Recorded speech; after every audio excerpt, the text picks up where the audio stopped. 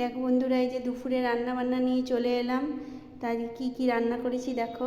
এই যে প্রথমেই হচ্ছে ভাত, তারপরে করেছি দেখো এই যে আছে বড়া ভাজা। তাই এইটা হচ্ছে কুলেখাড়া পাতার বড়া, আর এই যে শসা আর লেবু কেটে রেখেছি। আর এখানে করেছি দেখো বেগুন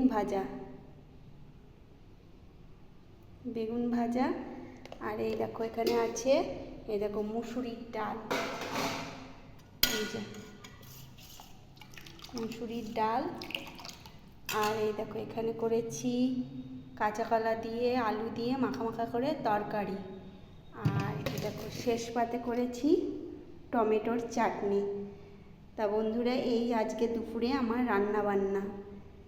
তা যদি তোমাদের ভালো লেগে থাকে আমার এই রান্না বান্না, তাহলে আমার ভিডিওটিকে একটি লাইক করো আর আমার চ্যানেলটিকে একটি সাবস্ক্রাইব করে দিও।